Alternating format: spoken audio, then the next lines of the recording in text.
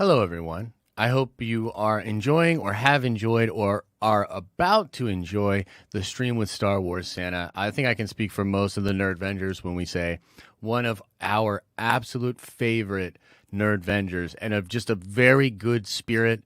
And Star Wars Santa has been a longtime supporter of me, of the content I make, and just of the general company and the brand that I'm trying to build. And I'm forever grateful for that.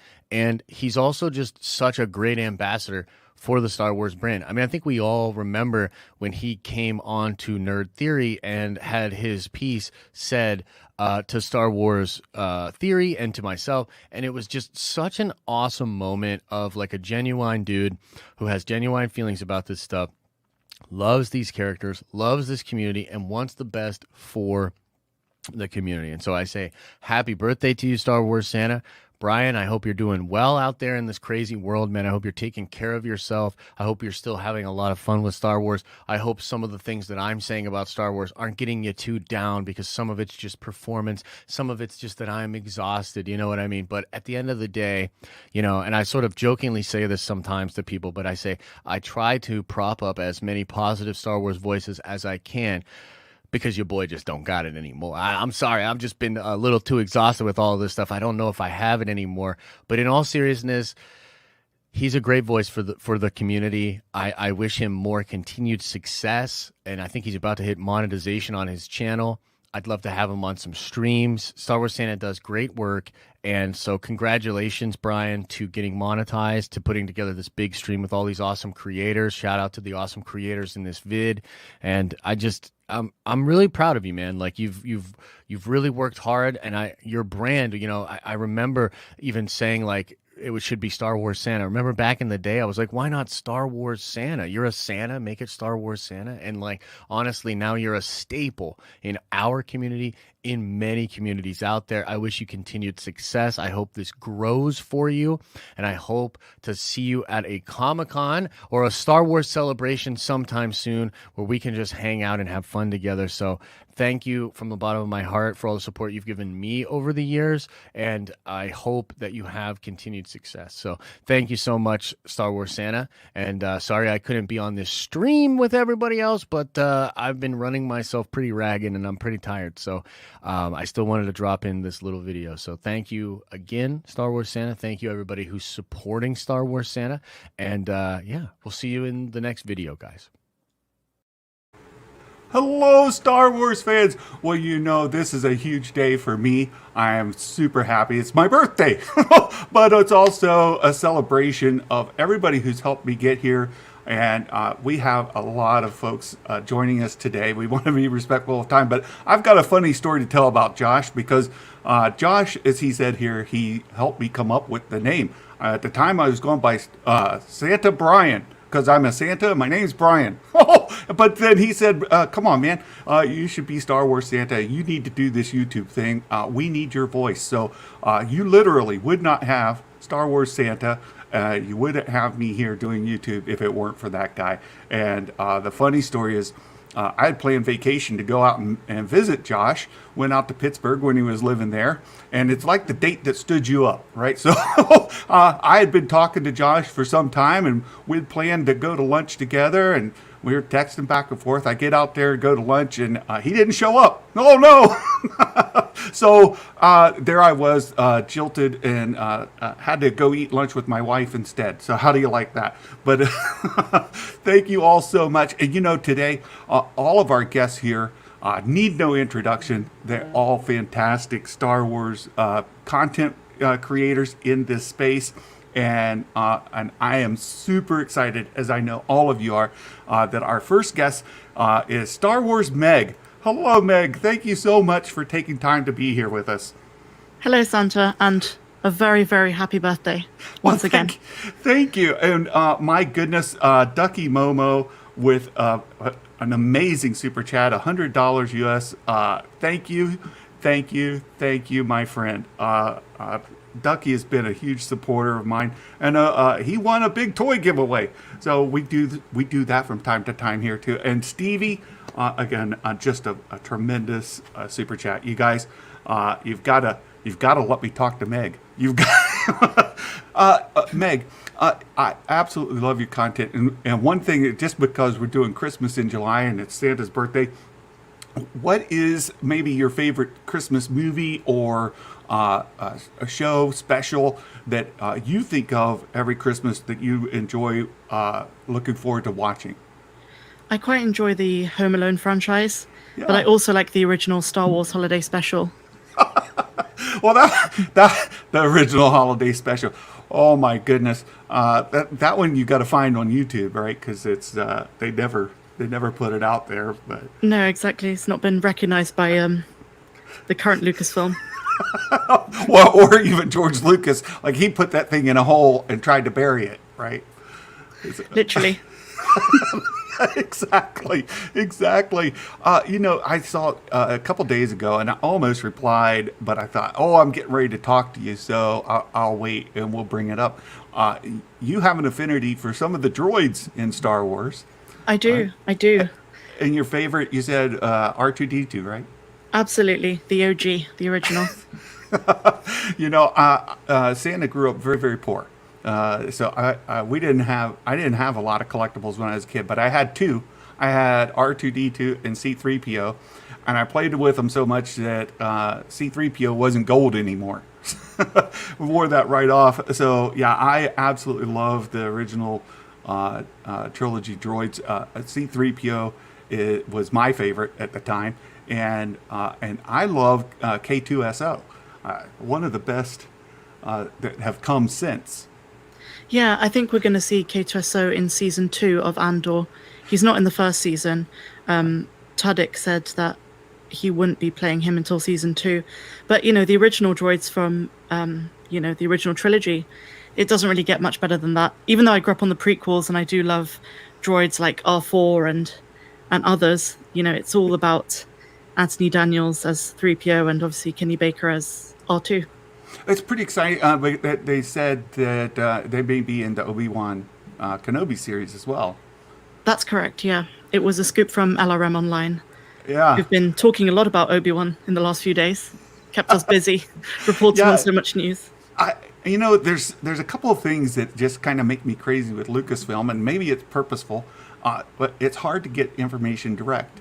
And a good example is we had a slurry of news around Mando season 3. Like, it's filmed, it's not filmed. They started filming, no, they didn't. And it's going to start filming. Psych, no, it did. But and nobody knows when or officially what's going on there. We've been able to deduce a lot, but it keeps it in the news, doesn't it? It does, yeah. We've had a lot of extremes of like when it's going to be filming, and then others saying it hasn't started filming. And then recently the American Cinematography official magazine said that it had started production. My suspicion is that it's in pre-production. I don't think any filming has started yet, but I think things are finally kind of lifting off the ground. We might get the first, they might start filming in August or September, but nothing yet, I don't think. Yeah, and one thing that I wanted to compliment you on, and something we've kind of chatted about, when news comes out that is a leak, there's a difference in my opinion, and I see you note it all the time as well, between something that's a leak, something that's a rumor, or something that's just pure speculation, right? And oftentimes, and I think today you even mentioned in your video that, look, this is rumor. This is not like reliable, but it's something to maybe talk about. Yeah, I think a lot of the excitement for Star Wars is surrounded by speculation. It will be, it's part of, what we do is sometimes it's a rumor, it's not an actual official piece of news, and you can speculate around it, talk about how credible that source has been, and then try to speculate how realistic is this rumor or this leak. But I think it's important to obviously state if it's a rumor and not say everything's a fact, because that's just foolish at that point. Right. And so what it does is and I think speculation can be a ton of fun. And it can lead to some fantastic discussions and theories, and people have a lot of fun with it. And I know I do a lot of it just because it's enjoyable, and you get different people with different kind of creativity come up with ideas. But yeah, Sheev the Wise, speculate responsibly. That's exactly it. And hey, look, we've got one of our guests coming on, Girls with Sabers. We're going to have them on in just a little bit.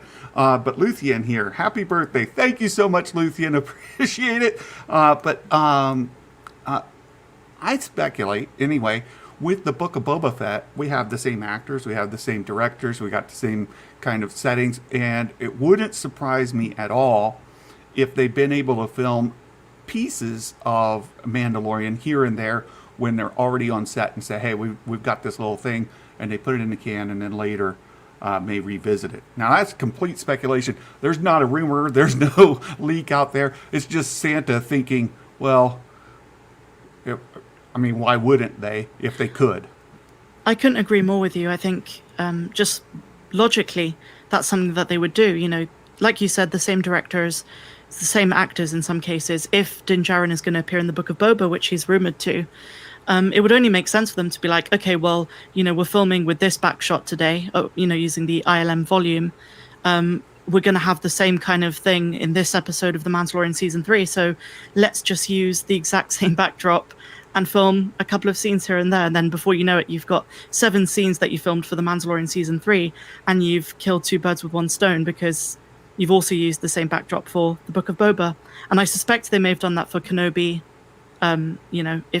If there's some sort of setting that Deborah Chow was also going to use on The Mandalorian Season 3. I agree. And with the volume, with that stagecraft, one thing we've seen is they're able to dial up scenes that from before to go do reshoots.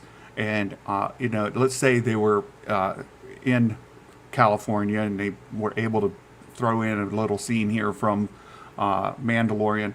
And then later they're in Florida or they're in London or wherever. And in one of the other stagecraft settings, they could just dial that exact same thing up, have the same scene, the same lighting, the same everything to be able to just pick up and continue. So, well, that's the beauty of like modern day technology, you know, in production and in the entire film industry. Everything's changed. It's no longer what it was like on the set of Return of the Jedi, you know, in '83. It's right. A completely different world we're living in. And as you say, you could just dial the settings more or less. They've got all this technology. Lucasfilm have headquarters both in London and in California. So yeah, it seems to me just like common sense, like you said. We're running short on time already. I can't believe it. But there's another question I've been dying to ask. I know you've been watching The Bad Batch. You've been loving it. Me too. But you've addressed how the ratings aren't necessarily as high as maybe you or I would hope that it would be to support going into a second or third season. And my concern is that animated series just aren't going to get the same number of views as a live action. And the future of projects like The Bad Batch or the Clone Wars animated series that are for even diehard Star Wars fans that have been here for decades might be at risk, because the production costs for these beautiful, beautiful episodes has got to be higher than doing something for preschoolers. Yeah. I think you touched upon something really important, is the fact that ultimately Lucasfilm, Disney, is a business. And if those numbers aren't doing well, I mean, episode 11, from what I've seen from the Nielsen ratings, and I was also speaking to a couple of other content creators about this, you know, it did pretty shockingly bad compared to previous episodes. And those ratings have declined more or less since episode 3 or 4. Yeah. And obviously Lucasfilm would not see it as viable long term to make another season if these ratings continue as they do. But at the same time, the fans of The Bad Batch, such as yourself or me and many other people on both of our channels who watch us, we love the show. And it kind of caters to diehard fans of the Clone Wars or diehard fans of the prequel era, or just after, you know, Revenge of the Sith. So it's kind of striking a balance between what the fans enjoy and then is it making Lucasfilm money? Right. And to be able to warrant, or there's another kind of neat thing that I'm seeing happen is, and I think you mentioned it as well, like the Bad Batch seems to have many elements of Rebels, like a Rebels prequel. Obi-Wan is starting to shape up to look like a Rebels prequel. And some of the other things that are happening in the Mandoverse era seem to be Rebels sequels. A lot of things centered around Rebels that are going live action rather than animated. And I think that we may end up in a position where we don't get any more animation of this kind of project, that they'll turn into live action instead. I think that's a very fair assessment. You know, we've had rumors about Harrison Jula appearing in the Mandoverse. Obviously, Ahsoka already made her transition into live action. In The Mandalorian Season 2, we could get Sabine Wren. Probably will get Sabine Wren. Yeah. Barra Sophie was originally live action in Attack of the Clones, but now she could be reintroduced into live action after being more prominent in the Clone Wars. So I kind of have a feeling that Dave Filoni wanted to make a Rebel sequel series, and he ended up figuring that it makes more sense to tie it into the Mandalorian universe, which is obviously doing fantastically. I think the hype for the Book of Boba Fett is going to be insane, you know, sort of come October time, when hopefully we'll get a trailer. Yeah. It just seems like as we're talking about, businesses have a return on investment. And if the live action are giving a much higher return, and with the innovations they're doing with the volume, that those production costs become closer to doing that of an animated series, and they're in the same ballpark, then it only makes sense when you're getting 2 or 3 times the number of viewers that you would do it live action instead. It's just kind of common sense. And I think for more casual audiences who may not have seen the Clone Wars, who may not watch the Bad Batch, Star Wars in their head is ingrained as a live action thing, whether it's movies or The Mandalorian. I think live action will always do better in terms of numbers compared to animated shows. But that's not to say that the animated shows are bad. They're amazing. Oh. I'm a huge fan of Rebels, huge fan of Clone Wars, huge fan of The Bad Batch. Yeah. Watch every episode. So yes. I'm not complaining if we get season 2. Oh, I almost demand it, right? Like I've heard you say, like, I don't think they can resolve everything that we want or need resolved in what's left. Absolutely. I am dying for a season 2, 3, 4 of Bad Batch. And the animation quality and the scores. Like, if people aren't listening to the scores of those, you need to go back and rewatch them and just listen to the score behind them, because they're absolutely tremendous. I hope we get many more seasons, but I'm afraid, and I mentioned this the other day on my channel, I'm fearful for the future of animated works of this type for these reasons. I couldn't agree more. So for Cachella Lopez, our grand prize winner, when I gave away the entire set of the Phantom Menace Comtech toys, he got the entire collection with a very generous donation there from Argentina. Thank you. You know, I love to share my passion, enthusiasm, and Meg does a great job of sharing her passion, enthusiasm for the franchise, and this is what makes this community really tremendous. And Meg, thank you for your time. I wish we had more. And I look forward to maybe meeting again someday and furthering our discussion. Sounds amazing. Happy birthday, and have an amazing rest of the day. Thank wherever you so are in much. the galaxy. Thank you. Thank you so much. Bye-bye. You guys, Star Wars Meg, absolutely a big part of what I do every day. Mike, thank you so much for the 99-cent, the $1 super sticker there. And you guys, I see your comments. I'm just trying to engage. We're so short on time. I want to be able to talk to each of our guests. And I've got another really big guest here. Somebody who was critical to me starting the channel as well.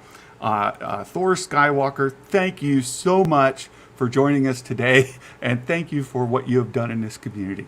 Well, thank you for having me, and happy birthday. It's an honor to be here. You do a great job with what you do. So, well, thank you, and congratulations on your marriage. Thank you. And like many of us, you appear to have married up quite significantly. Good job.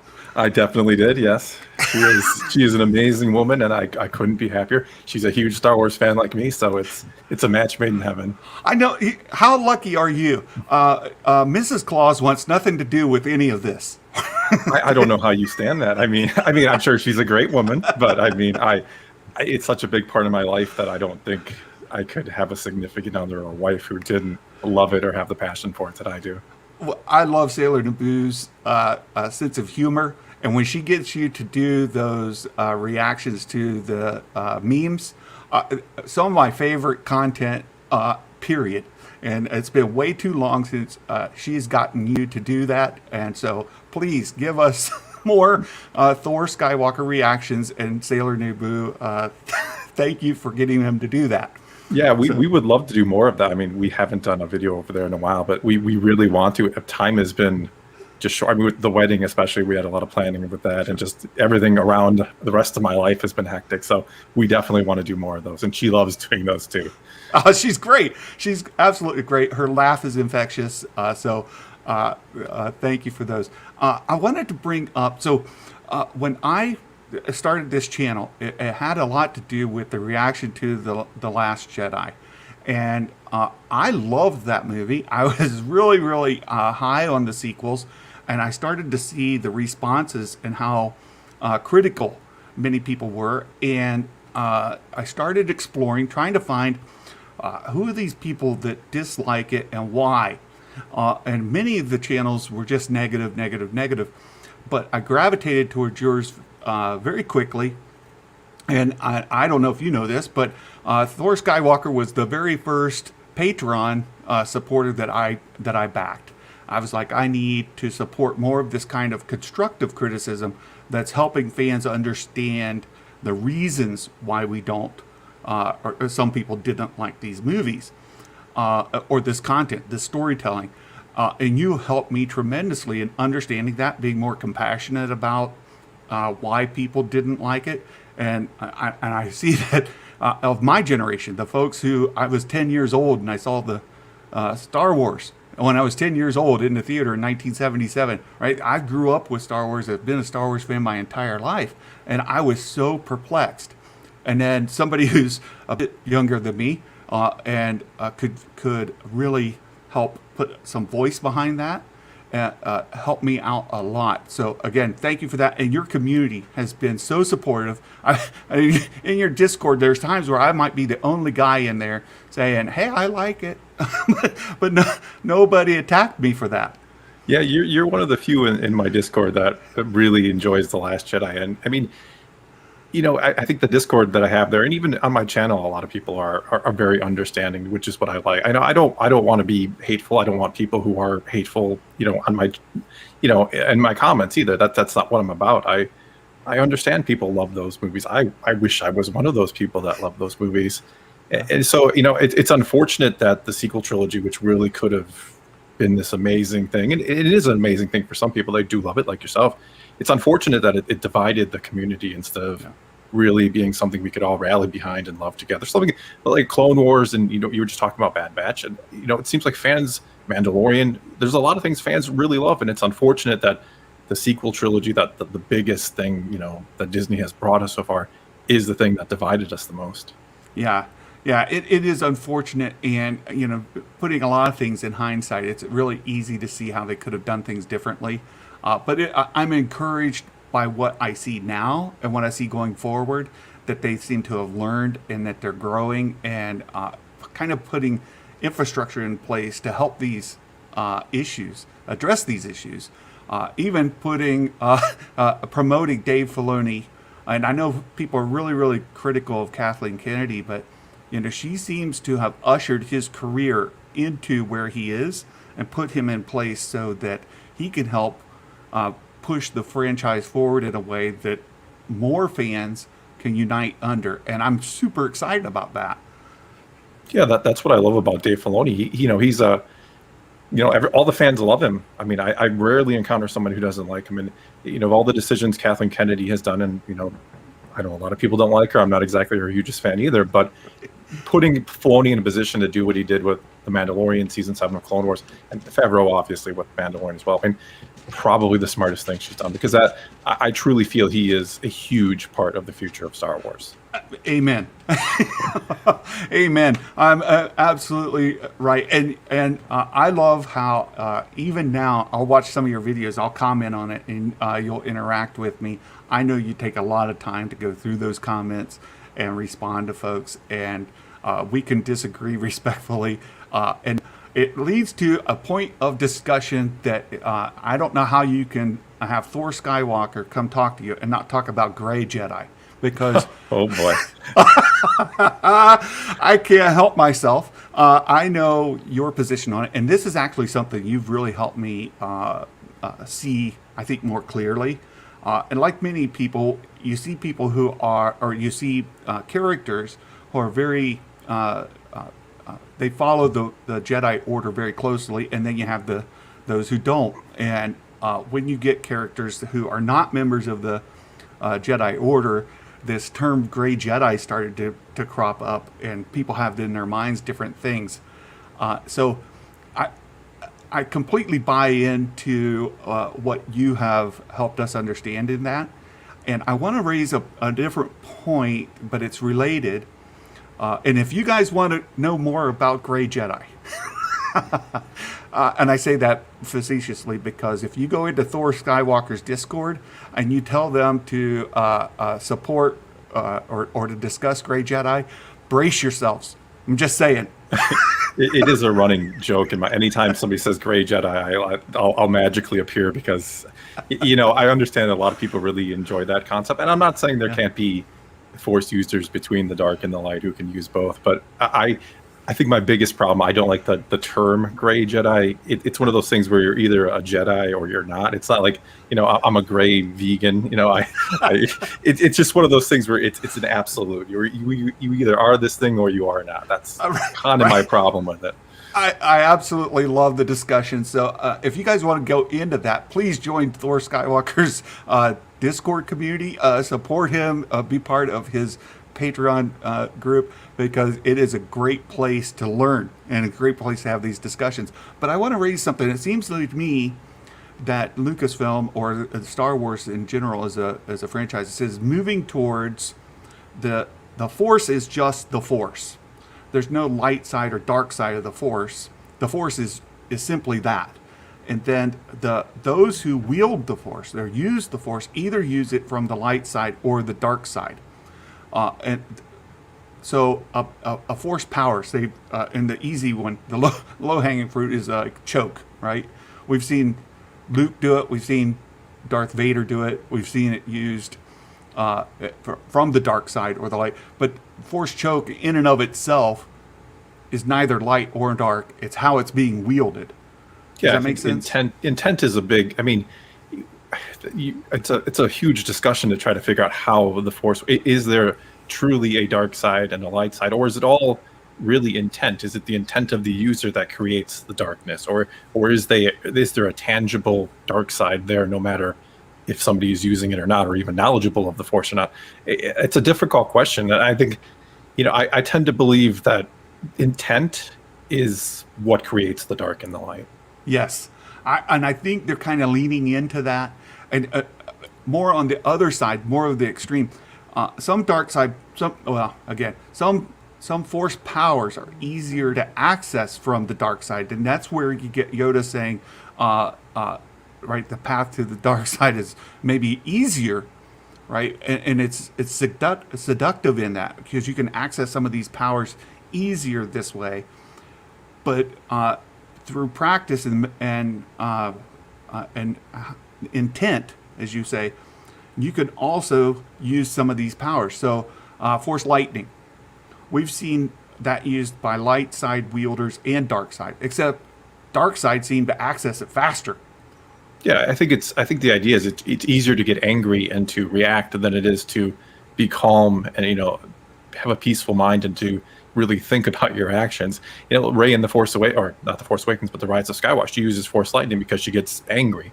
Right. She never tried to practice that. It's something that naturally occurs because it's so easy to get angry and to react, and that's the problem with the dark side. It's all emotion, it's all reaction, whereas the light side is, being calm, being in the moment, and realizing what my actions, what the repercussions of my actions may be. Yeah. I like the idea, and it kind of dispels this concept of a gray Jedi, because the Force is not light side power, dark side power, and then some people use light and dark powers. That's not it at all. Either you're accessing the Force from with back to your intent, right? You're either accessing it with an intent that is selfless, or you're accessing it with an intent that is selfish. Yeah, that's the beauty of that is Star Wars. That's the crux of Star Wars right there. It's selfless versus selfish. It's which one are you doing? And that's one of the main reasons I have a problem with the whole gray Jedi theory. It's how one is using being selfless and being peaceful minded and trying to help, where the other is selfish. It's being aggressive. It's being angry. There is is there a middle ground to that? Sure, but it's not something I think that you can master and learn how to how to use both. You're either doing one or the other. That's the whole problem I have with gray Jedi, really. There you go. And as I think, if you understand that the Force is neither light nor dark, it's how you access the Force, then it makes that even more clear. And at least to me, it feels like that's where we're leaning in, and how it's being expressed more and more within Star Wars. And I think that's a good thing. Yeah, I agree. I think that's basically the way Lucas meant it. I think he meant, your intent is really what brings about one or the other, as I said before. Yeah. Well, Thor, again, just respectful of your time. Thank you so much for all you've done for this community. And I know you get a rap for being negative. I certainly do. Yes. It's strange because, I think of myself as one of the more neutral voices, and I tend to lean towards the positive most of the time. So I don't know why. There are some people who really do not like me, which is fine. You can dislike me if you want, but I don't know. I'm usually a pretty chill, neutral. I'll listen to your thoughts, your opinions. I'll give you mine, and let's talk some Star Wars. That's my whole thing. How about that? That's a great tag there. Let's talk some Star Wars. Thor, I love you so much. And not to say that I haven't been one of those guys that gets angry at you from time to time. But you come at me in a peaceful, respectful way. We talk it out, and we have a conversation. That's what it's all about. Exactly. That is what it's all about. That's what Thor is all about, you guys. And I seen that a couple of folks going out and they've subbed to you from this discussion. Look, we don't have to agree on your position on the sequels in order to be a thriving community. And Thor is a perfect example of that. You can have constructive criticism and still be a fan, and you can still have respectful conversation with one another. And again, my friend, I can't thank you enough for giving your time today to come and talk to us a little bit about Star Wars. Oh, it was great. I had a lot of fun. Thank you so much, and take care, my friend. Take care, and again, happy birthday. Thank you. Oh my goodness, that was fantastic, you guys. I want to thank Thor again for being here. And you guys, we've got another person lined up here real quickly. Again, I'm seeing your messages go by, and I wish that we have more time with each of our guests here to spend with you and answer your questions. But what we want to do here is just bring in as many folks as we can to talk about Star Wars and how they have helped influence me, as well as the content we provide here and what we're doing going forward. And my next guest, somebody who have recently kind of gotten back into the game.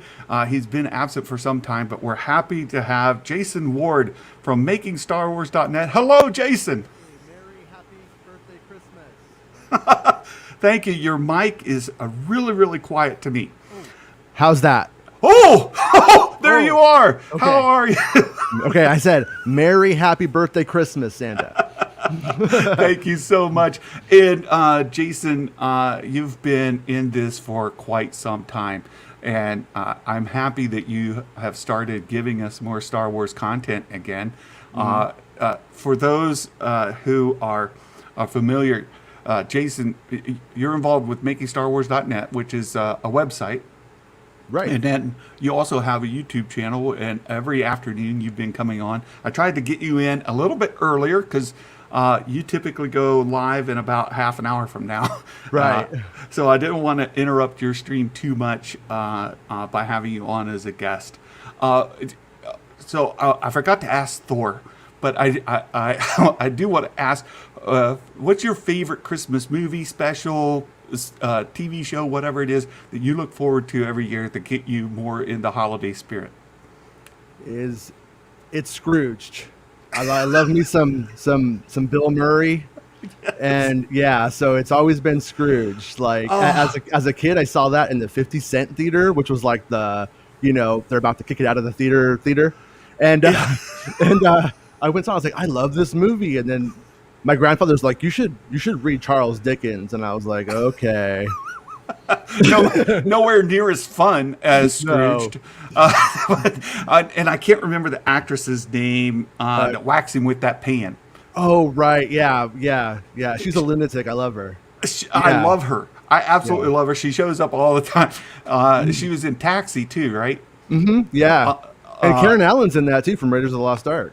Oh, actually, it's a hilarious movie. It's so much fun.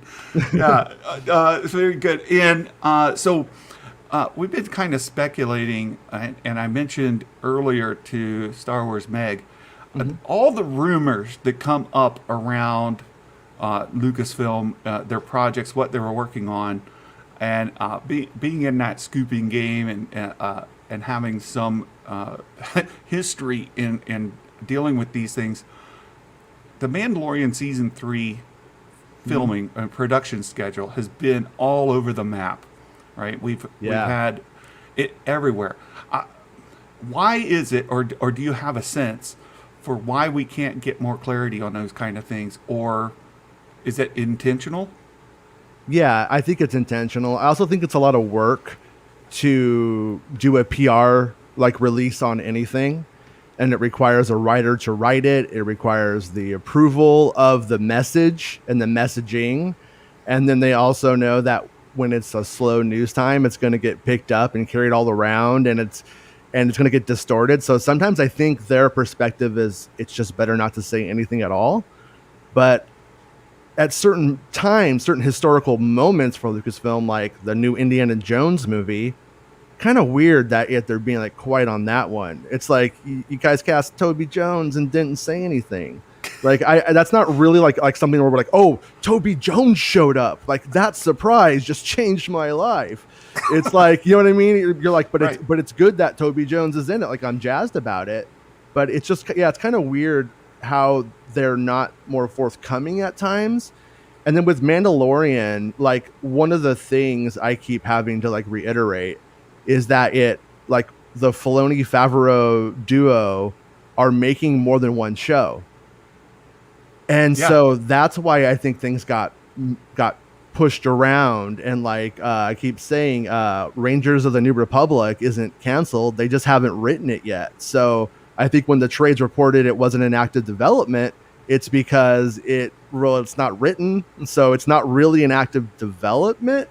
But I don't think the trades were wrong, but I think it was the message then was distorted to mean something drastically different. And so so you have Mandalorian and Ahsoka and Rangers somewhere down the road. I also think that one was probably just announced to make the Disney investors salivate a little bit more. They were kind of padding what's coming with no firm release dates on that stuff. Mm-hmm. So, yeah. And so, but Mandalorian 3 was supposed to have already happened a long time ago. I've heard things about props that were made and ships that were being constructed and classic ships that are coming back and things that people working on the show were jazzed to make. And the only question I have at the end of it that I haven't got to get clarification about is that because it's for Boba Fett, the Book of Boba, actually? That's the big guiding question about some of that stuff at the moment. And I also think, just to keep piling on stuff to your question, is that Book of Boba Fett is essentially, when all is said and done, was season 3 of The Mandalorian. It was sort of a show swap with most of the same people. Well, we saw I think it was Katie Sackhoff who said that, or no, was it Ming Na Wen who said that like the script said 301, 302, 303.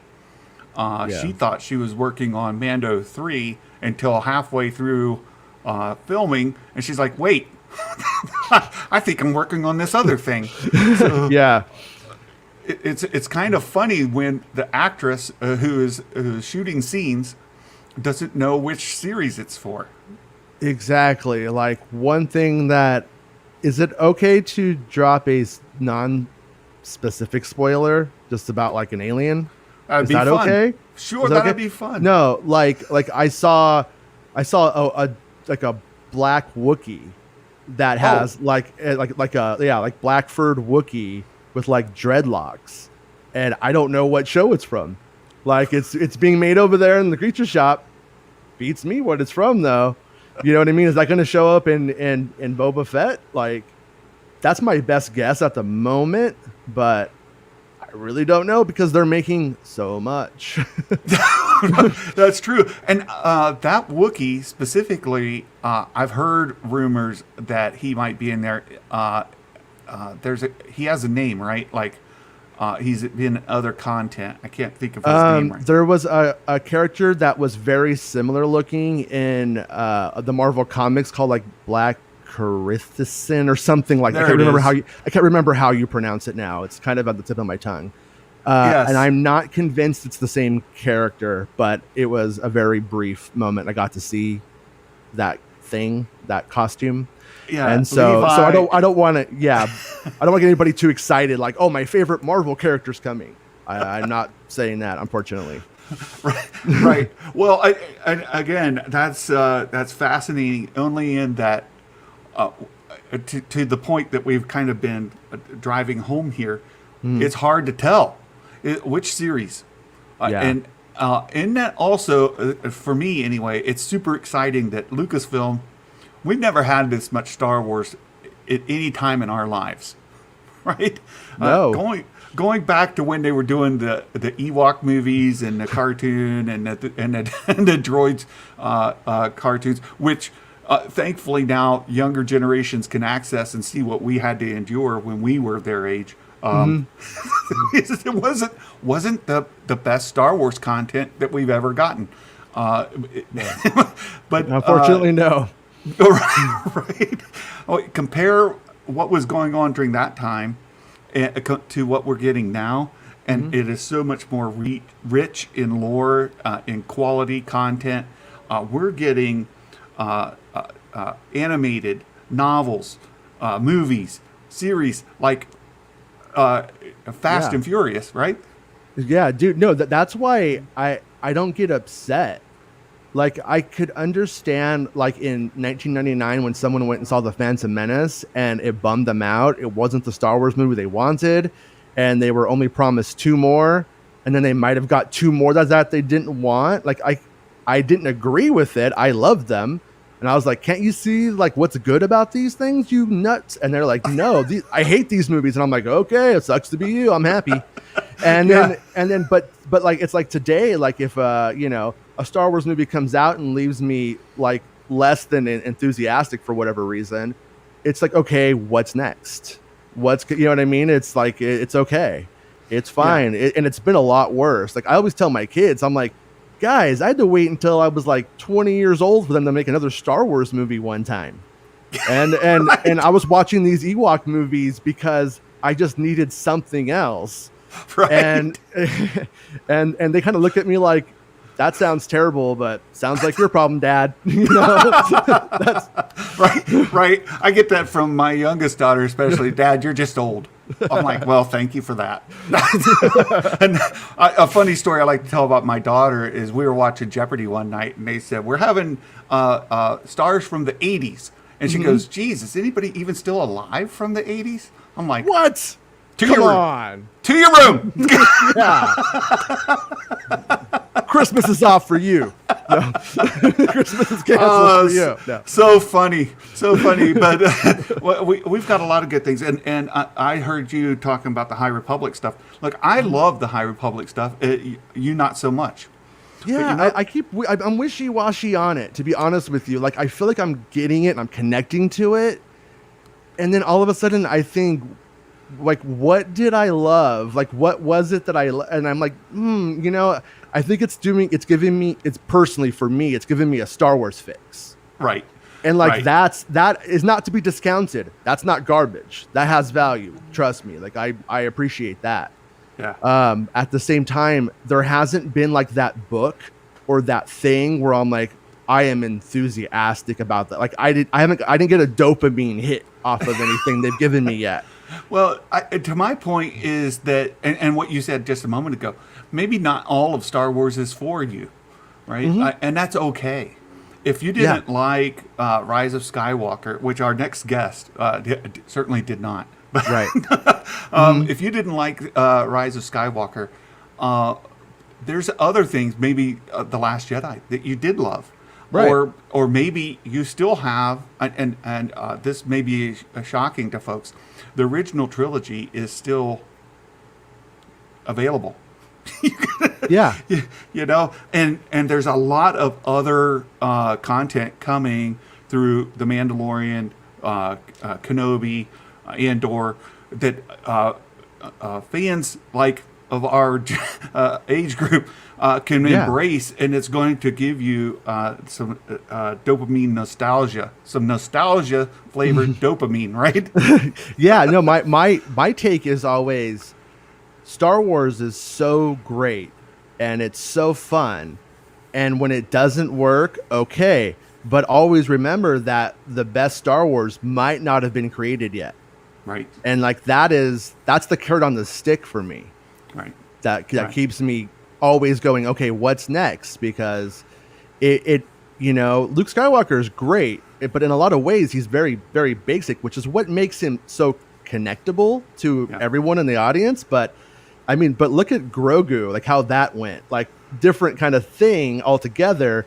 But who knows? Like, who knows what the next Luke Skywalker is going to be? And I don't think when it happens, it's going to be by design.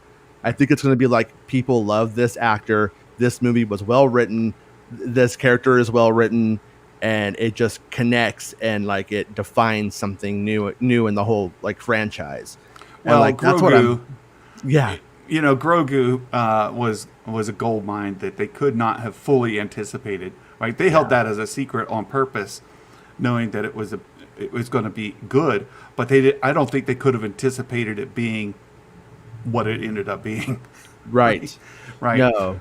Right. So you just can't. You don't know when you do something cute in Star Wars if people are just going to hate it. Right. You know, and just people know. Well, Jason, our time is up, and thank you so much for spending some time with me today. It's been a lot of fun talking to you, and folks, I talked about how many of these content creators have shaped me into who I am now, and many are having to do with where I'm headed as a channel. And Jason is in my now and in my future. So thank you so much, Jason, for taking time to be here. Dane, love you, dude. Have a good birthday and have good rest of your stream. Thank you, sir. All right. My next guest, I've got a little bit of a content creator crush on, if that's allowed. I'll just go ahead and bring her on. Emrys with Girls with Sabers. Thank you so much for being here. Thank you. Happy birthday and congratulations on your channel. This is awesome. Thank you. I am super excited. And, I love you and Luthien. The work that you two do together is absolutely wonderful. And, I've been supporting you guys since I could. And what I love, and we talk about this a lot of times, and people may know you based on your Raylos connection. Yes.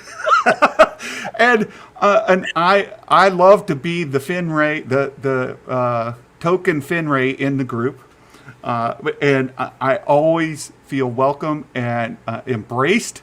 Because what you guys do is really sound, and what I liked leading up to Rise of Skywalker, and I know you guys have been in a grieving mode Yes. sense.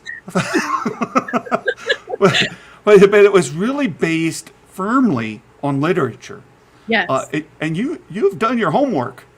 Yes. Well, I am an English teacher. I worked as an English teacher. I taught speech, drama, art, and literature. So The Last Jedi and Force Awakens just happened to be a fusion of some of my absolute favorite things. So when I saw and recognized the archetypes and the genres and the motifs they were using, it was like my childhood plus my adulthood making a beautiful sandwich together.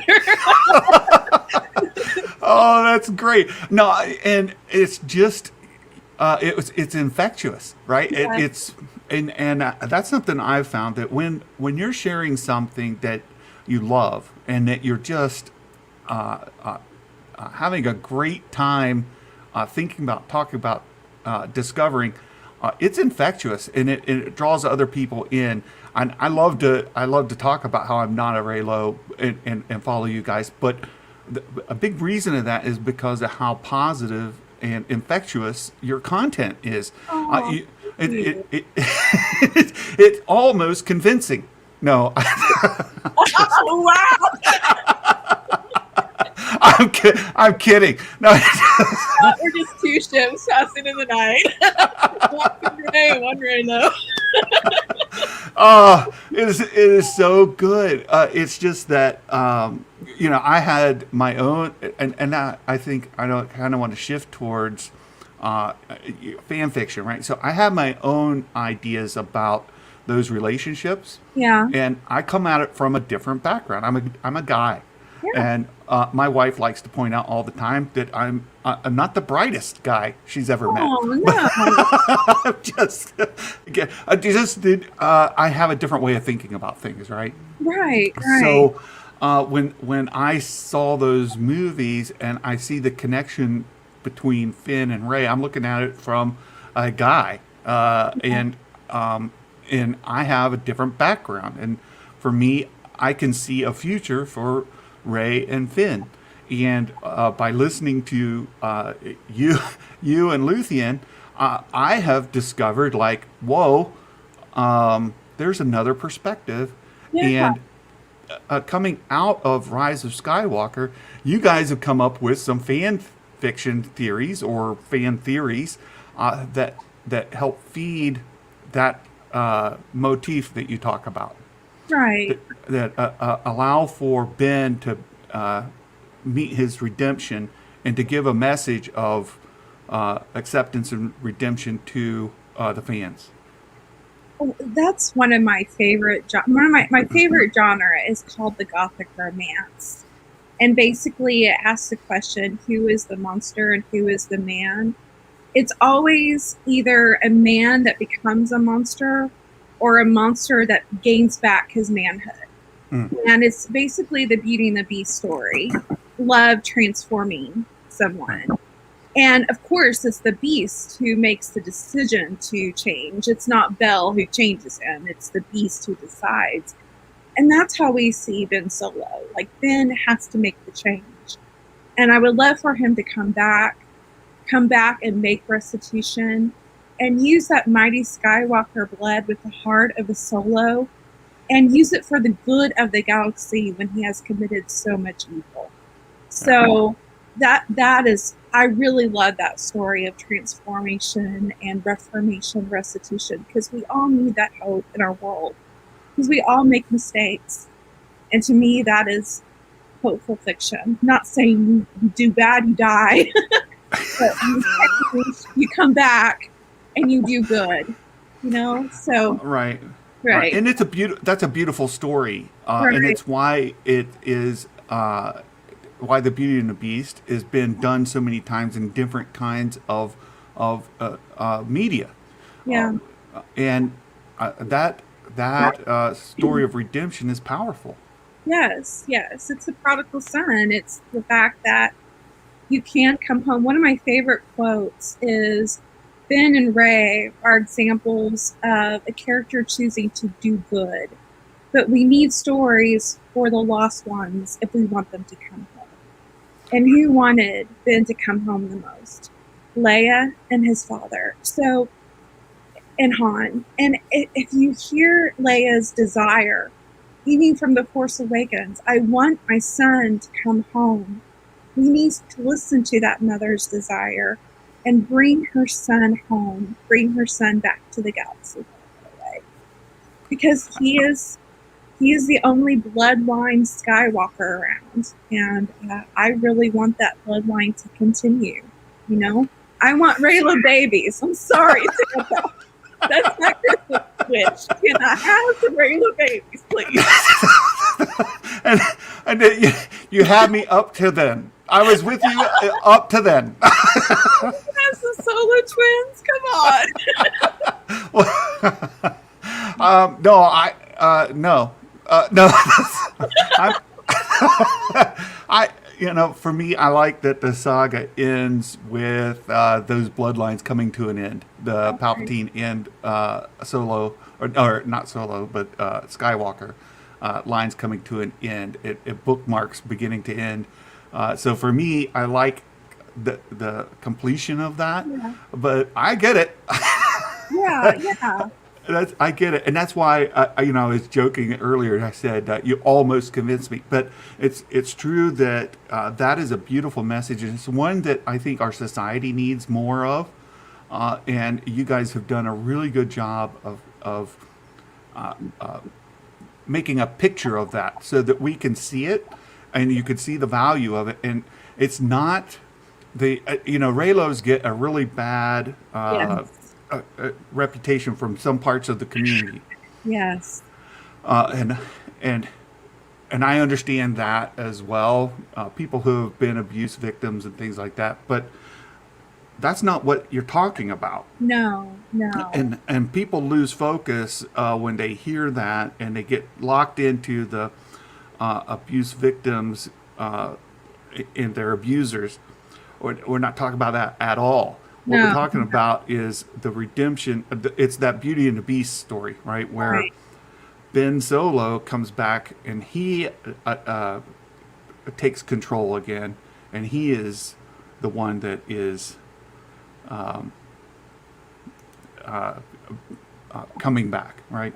Right. And I would just encourage people, if you see Raylo as being something bad, I would just encourage you to go to read metas or watch Raylo video essays. Shameful plug. You can go to our channel. Shameless plug here. And just get the mythological and the literary aspect that they're pulling from. We're talking about a relationship and a person that's transformed. We don't ship Kylo Ren with Rey. We ship Ben Solo with Rey, and there's a huge difference. It's night and day, right? Yeah. It makes it all the difference in the world. And Luke sees that on Crate in the Last Jedi novelization. He sees that Kylo Ren is just a shell around a broken boy. Yeah. And Luke tried to fix him, but he can't. But he sees Rey as the person who is a healer, that is a scavenger for broken things, being able to bring Ben Solo back.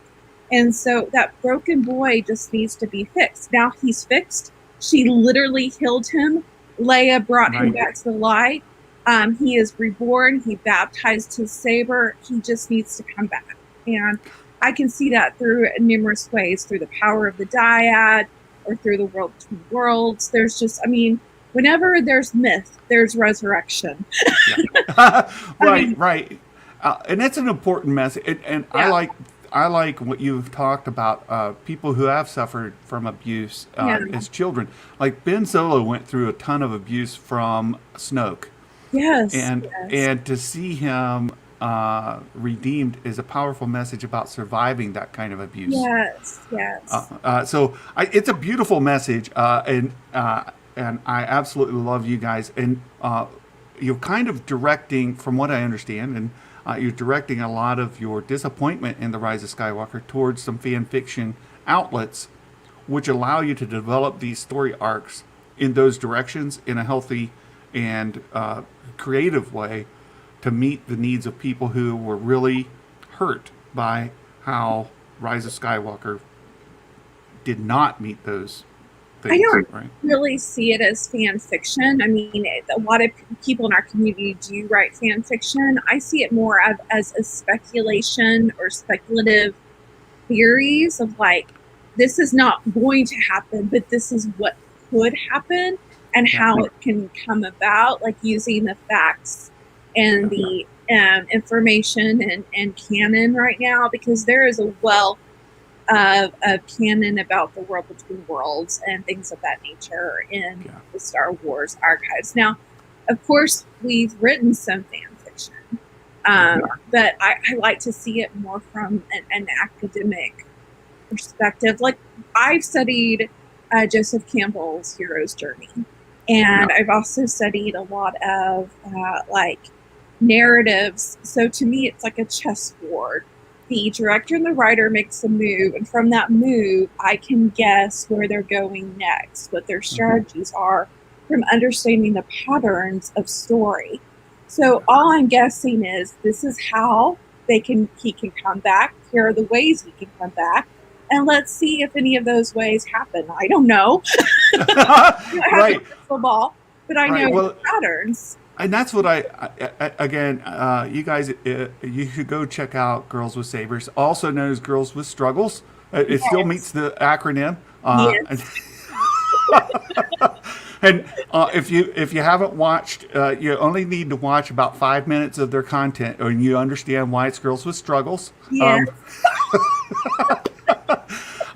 It's just it's infectious when you bring this kind of positivity and love into a fandom, and you all have helped me model my content off of that same sort of energy. And I wouldn't be who I am now, doing what I am, without that kind of influence. So thank you so much for who you are, what you're doing in the community, and and for being here today, Emrys. And I've seen Luthien in the chat as well.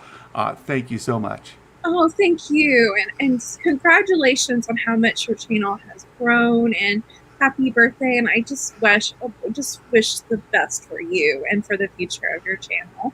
Thank you so much. Thank you so much. Have a great day. You too. All right. Take care. Bye-bye. Bye. So big thank you to Emrys for taking that time.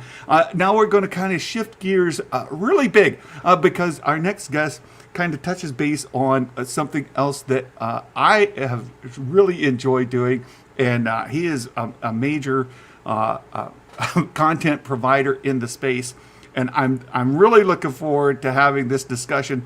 Bossk's Bounty. Hello, sir. Hi there, Santa. How are you doing?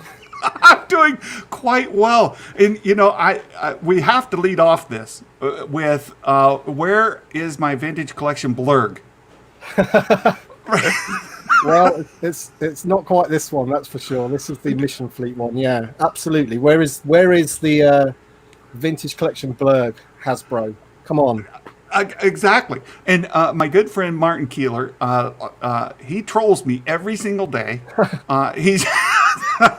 He gives me a hard time about my blurg. And look, vintage collection, the blurgs have been there through every era of Star Wars, right? Like, they go back to the Ewok movies. Yep. We see them in the Clone Wars. We see them in Bad Batch. We've seen them in Mandalorian. And we've got this big old Razor Crest coming to us, this HasLab project.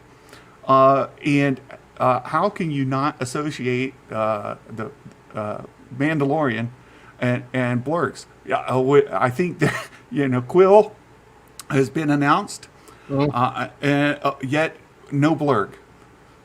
I know. And first of all, can I just say that it's quite amazing sitting here with a real life Santa. It's just uncanny. It's my son's going to be, when he rewatches this, he's going to be going crazy about it. I'm with the real life Santa, the Star Wars Santa. Mark Hamilton's in the chat, and he thinks that that Santa does YouTube, and then he does the gift thing on the side. Right. Well, what else are you going to do for 11 months of the year, right? That's right. We talk about Star Wars toys, and I just recently got, and I'll pull this out here. We've got the Slave One, right? Beautiful. The reissue. This model is quite impressive. It's absolutely beautiful. The backside here, the colors that they added, is just a gorgeous model. Yeah, and probably, yeah. they've done a brilliant job with the reissue of Boba Fett. I love the soft goods cape that's there, and how, and I've got him right inside there. We've got the vintage collection Boba Fett right inside. Nice. Great figure, that one. It is a great figure. It's absolutely wonderful when you see him out on his own, and this model is really impressive. And so Hasbro's been doing a great job. I love to complain about my blurgs because I don't have them. And I think the thing is that the blurg is like, it's a creature, and I just don't think they've got round to doing creatures again yet. And the 3 3/4 inch line felt like it was almost dying a little bit last year. Yeah. And sort of myself and the community, we went on this massive crusade of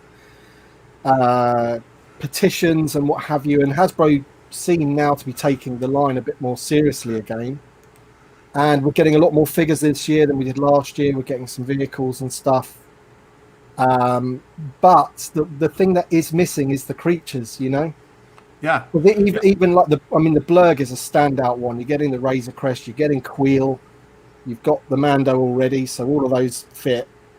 But then also in the Mandalorian, you've got a Dewback, so it'd be nice to get a Dewback as well. So just got to keep banging that drum really and get them to listen.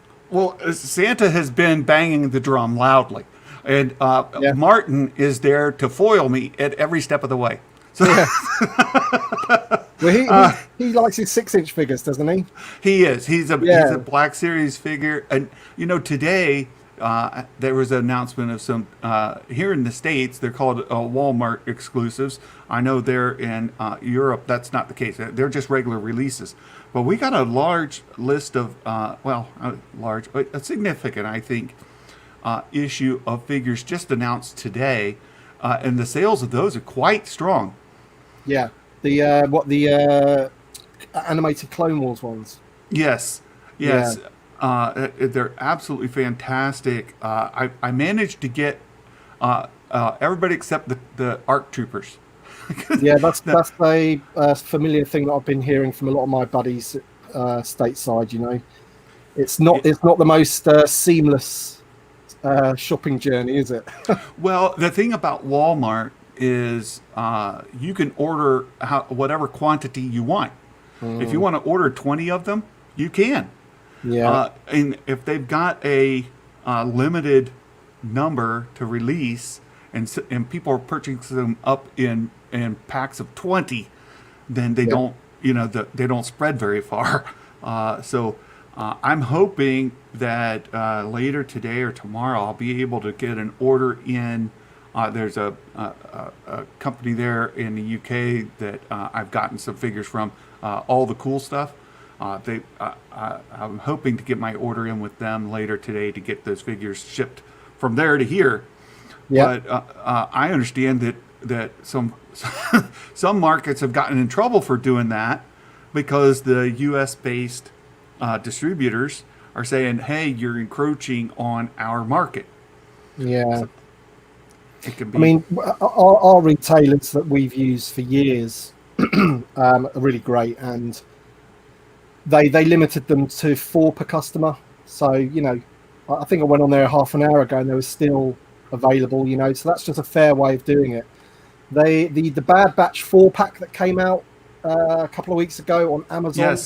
Yes. I missed out on one of those from the UK site because you could order 30 of those. Oh. So it's just crazy, So anyone, so it's just a scalper's paradise. Everyone went on there, bought 30, and the next minute, they're on eBay for 3 times the price. Yes. Yeah, I didn't get one either, and I just listened to the Hasbro discussions they had last week, where they're talking about maybe re-releasing that 4-pack. Yeah, they are beginning of 2022. Yeah, but it won't be a pre-order. It'll be like here it is, order it, and you'll get it in the next couple of days or whatever, rather than it being a pre-order. Like all the people that managed to get one this time around, it's a pre-order set to deliver in December, whereas they'll just add more stock. So you shouldn't have to wait too much longer than everybody else that got it the first time around, hopefully. Yeah, hopefully. And Keaton Haas, thank you so much for the super chat, my friend. Really appreciate it. And you may not know this, but we're using the super chat money to fund the giveaway of this Slave One, the one awesome. So we're going to give this away with Boba Fett, who's piloting it. You'll get that with the packaging that it came in for one of the people who are members of the channel. So these super chats are funding the giveaway of this specific Slave One here, this reissue Slave One. And Mark likes to give me a hard time for manhandling the bottom of it too much. So I mean, postage alone will be quite expensive for that, won't it? It will. So I think that we've got it covered. I've kind of earmarked an amount, and we're getting very, very close to that. So, and so Mark, he'll hang me up if I don't ask you this question, because he's been pestering me about it and bringing it up on our Discord quite frequently. Where are the TVC Rebels Bad Batch figures? It's a complicated one, and something came to light in the last round of Hasbro Q&As, which was quite interesting to me, in that they referred to people that like the vintage collection as being OT fans. They really hit that home. It's like, well, not really. I mean, you could probably say that the people that like these card backs may have collected them like myself when I was little, and that's the whole nostalgic factor of it. But that doesn't mean that I just like the original trilogy. The first round of the vintage collection has got many prequel characters on those card backs, and I love the solo ones, the Rogue One ones, and things like that. So I think they need to realise that the people that collect the vintage collection are pretty much the same people that collect the Black series. We like all of Star Wars, and we want all of Star Wars. And I think that's where the difference is. They've concentrated a lot on original trilogy stuff for the vintage collection, and therefore, because they don't have unlimited slots per year, that's kind of, you sort of have to give something away, and maybe we don't get the Rebels and we don't get the Bad Batch because of that. Whereas the Black series is a bit opposite to that, in that the Black series is mainly about sort of like the main characters of any given new media and troopers, basically. So that's why you get all the Force Awakens characters, you got all the Rogue One characters, and etc., etc. Whereas I think Hasbro needs to sort of understand that isn't really the case. They may think that's the case, but I don't really think it is. I think vintage collection collectors are just the same as the Black Series collectors. They want everything. If we could get it, I think you're absolutely right. And the Mandalorian is, just personally speaking, right? That HasLab project came out for the Razor Crest. It's a vintage collection line, and Patrick kind of made the statement that we would get all of the figures that interact with that. So with that comes an expectation that you would get these great figures, and they are absolutely wonderful, right? Like when you look at the detail they have on these vintage collection figures. For anybody here who's not been collecting, look, Grogu's feet are on there, for Pete's sake, right? This photo real paint that they're doing, in many cases, is incredible. Right, I'm looking at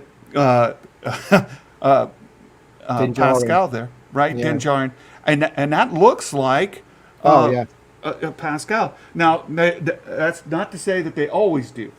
No. I've got two others here to bring up, and just as an example, Giancarlo Esposito has to be thrilled to death with that photo real paint, right? Yeah, that looks like Giancarlo. I look at that and I'm like, wow, this is absolutely a gorgeous, gorgeous model. It looks great. But if I pivot here to Carl Weathers, that's right. Like I don't think that one's too bad, really.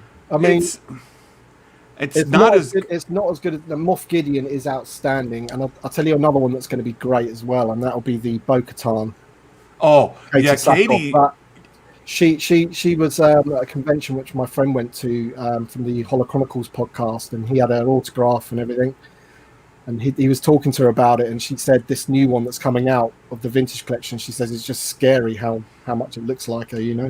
She really did, and I'm really looking forward to that. And I wanted to bring up, probably, at least in my opinion, the worst of the photo reel has got to be like he doesn't look good.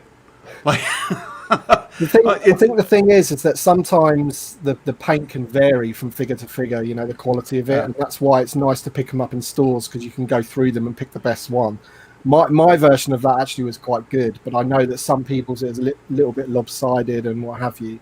Right. But in terms of Rogue One and The Mandalorian, I think Hasbro also consider those as like connected to the OT, and they're very low risk.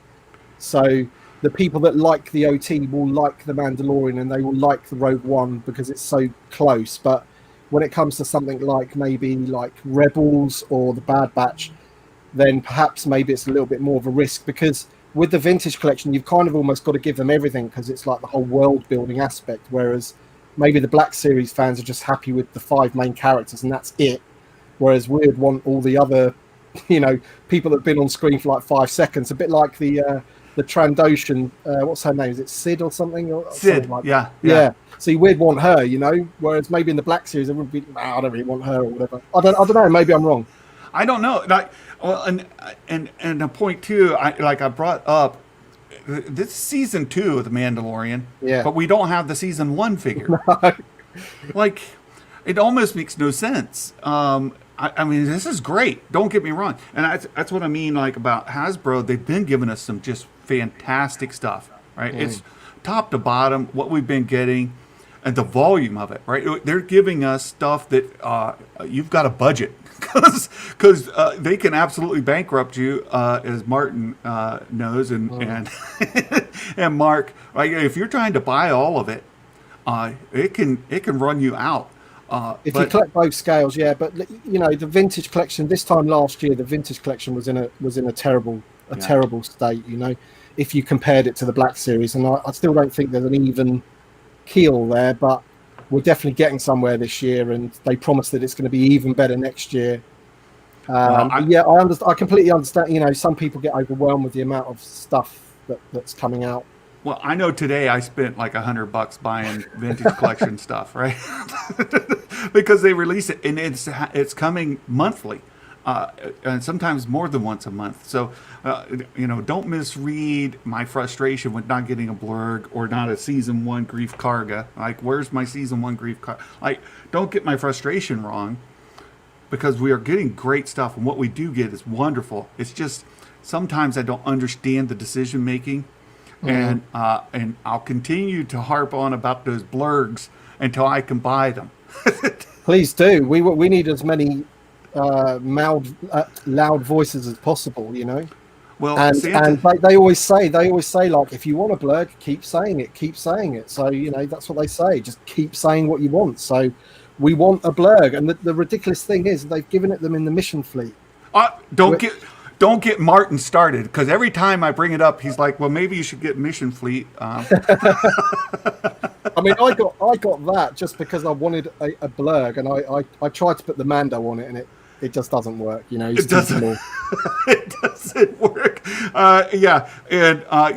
Hasbro execs getting coal for Christmas. You know, I'll keep beating that drum, and every chance I get, I'm a small channel, and I'm kind of new in this space, so I don't get invites to go to their fancy Zoom meetings.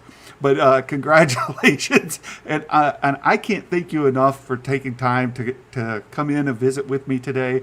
I enjoy your content so much, and I truly appreciate what you're representing in this fandom in the vintage collection space, and being a bit of that voice for us. Thank you. And I think I'd like to say as well, what I think is great, it's like looking at some of the names that are in the comments, like, you know, I'm not familiar with some of those names, which means there's like other people out there that, you know, YouTube's a funny thing, isn't it? You know, you think you're reaching everyone that you want to hear your message and help you fight against Hasbro or whatever, you know, get what you want. But you know, there's some, you know, you've got your own community, which is great. So congratulations. I mean, I you know, I'm definitely going to start watching more of your videos. Well, thank you so much. And I'm learning from you. I've got me a second camera here with a little set so I can do close-ups on the figures. You do such a great job with that. I'm like, I need to get a setup more like what you are doing. So I'm still learning it. I'm still getting better. But thank you so much for giving us this representation in the community and for taking some time to be here today. And hopefully we'll be able to visit again soon once we get our blurgs. Absolutely, yeah. And thank you, Mark Hamilton, for saying that my videos are in your Discord. Appreciate that. Thank you, man. Yeah. Mark's a big fan of yours as well. So thank you. And I hope that you have a wonderful evening. Yeah, thank you for having me. Cheers. Awesome. All right, take care. Bye-bye. All right, my friends. I am really excited. We've been able to form a relationship here. We do book reviews many times, and Lord Callous is our next guest. Again, hardly any introduction needed, my friend. Hello. Oh, I got no. You're muted. I see the mute over your. Let's see. Can I unmute? Can you hear me now? I can hear you now. Happy birthday. Happy birthday. Thanks for having me. Thank you so much. And again, sometimes I remember, sometimes I forget. What is your favorite Christmas movie or TV show special that gets you in the Christmas spirit every year that you like to do as a family? Goodness. So there's a bunch of them. I like, and I know some people may not consider it, but I like The Family Man, Elf. What's the one with, because my kids love it, with the train, Tom Hanks. The Polar Express. Polar Express. Christmas movies are my favorite. I love Christmas movies. What is the with Chevy Chase? Why am I forgetting? Lampoon's Christmas Vacation. Yes. Yeah. So sometimes you got to come visit because here in Ohio, and for any of you who are not here in the state, so in the state of Ohio, Central Ohio, there's a place called Castle Noel, and you can find it if you Google it. Okay. Castle Noel has Uncle Eddie's RV from that movie. Okay. The actual RV. Wow. I do have to see it. And I got to make a stop because my wife actually has family in Ohio. So I'm in New York. My goodness. Yeah. So well, if you're in, let me know, and I will take you up there. I know the owner of the place. Not that he'll give us a discount, but I can make sure you get a VIP kind of tour. They've got many props from a lot of the movies, and you can get a picture with Eddie's RV. I've got one myself with me and my daughter. It's absolutely great. It's worth a visit. Nice. You and I have talked a lot about the novels. Yes. And our enjoyment of them. Not everybody is into the High Republic, and I understand that. But I have really enjoyed Cavan Scott's novel. Yes. And I'm not finished with it yet, so don't. I won't spoil anything. Don't spoil it. I'm yeah. So where I am right now, there's still Stellan has just he's what is the Twi'lek's name from the Nihil?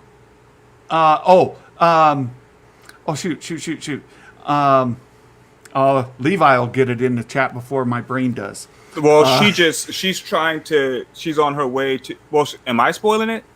No. Oh, okay.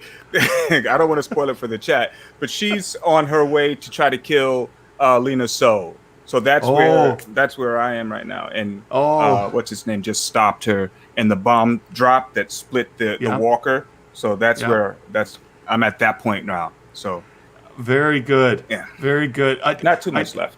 Well, there's also raised a Crash Point Tower, and I just finished that book day before last. Lorna D. Yeah, that's it. Lorna.